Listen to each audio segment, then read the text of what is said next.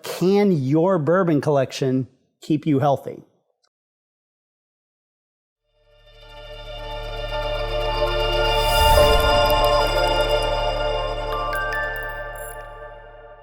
Welcome to Bourbon Friday. I'm Eric Luchenegger, the founder of Tenacity and the founder of Bourbon Friday.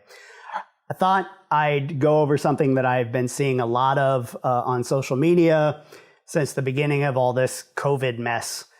So you've probably seen some of the memes about alcohol or whiskey killing the coronavirus. You know, you're doing your part to kill it by drinking enough booze.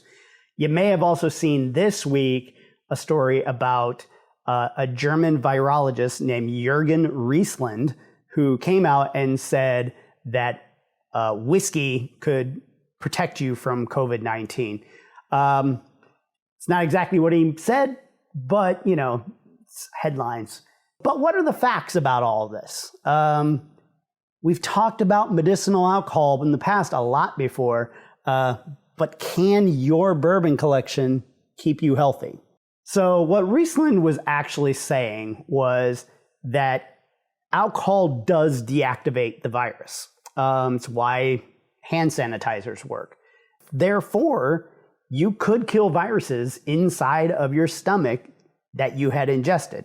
Now, there's no evidence that you can contract the coronavirus by eating it. It attaches to your lung cells, which is a good thing for all of the takeout we've been getting to support local restaurants. But he basically was saying that if you drink enough booze, if you had viruses in your stomach, it would kill it. Now, would also the stomach acid you have in your stomach also kill the virus? Probably so. It's why it attacks your lungs and not your stomach. So recently there has been some research that's indicated that 30% alcohol or higher will kill the virus, which means that any bourbon will do, because we know that bourbon has to be 40% or higher to be in the bottle. But let's err on the side of caution and go with what the CDC says, and that is 60% or higher. So that puts you in the category of cask strength or barrel proof, which means it comes out of the barrel and no water is added to it. Now, not all cask strength will meet that criteria.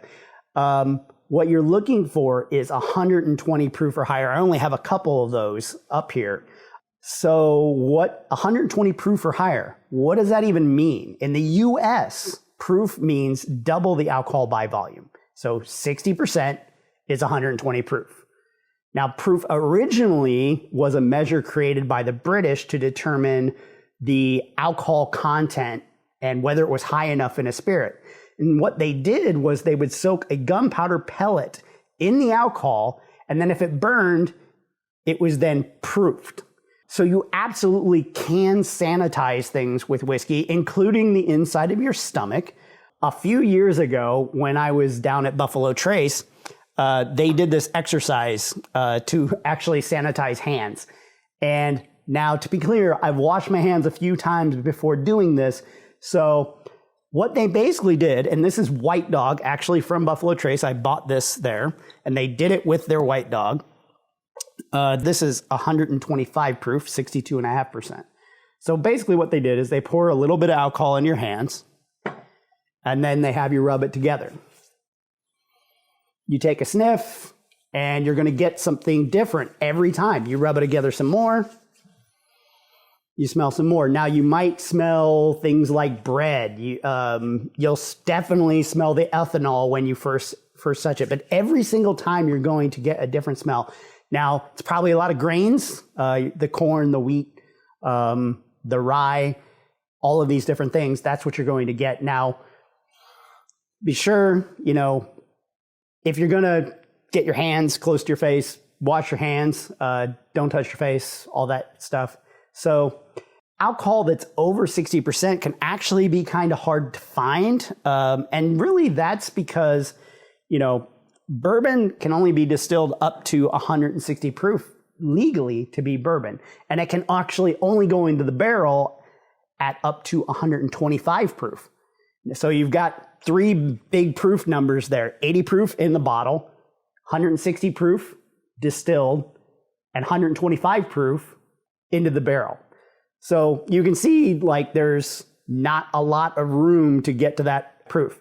So, while the cost of Purell and like the difficulty of finding it seems to be somewhere around where Pappy is at right now, my overall recommendation is you don't waste good bourbon. Look for something like rubbing alcohol to sanitize things. Don't sanitize your stomach with rubbing alcohol. Or, just remember, washing your hands is actually better than using hand sanitizer. So just go out and do that. Finally, we did see this week, and I guess last week, that alcohol sales have skyrocketed in the last few weeks. Not terribly surprising. Also remember, we can't go out to bars now to have a couple drinks. We are at home having those drinks. But, while we do have an alcohol theme, we do want to just say, please just drink in moderation during this time, as there's significant evidence that abusing alcohol will harm your immune system. And frankly, nobody needs that right now. So all I want to say, wrapping up right now, is stay home, stay healthy, and we'll see you soon for more great drinks and better conversations. Have a great week. Hey, thanks for watching. We truly hope you enjoyed it. Please like and share this episode, and if you haven't yet, hit that subscribe button. It really helps us out. To stay up to date, follow us on social. We are at Bourbon Fridays on Facebook, Twitter, Instagram, LinkedIn, and TikTok. See you next time.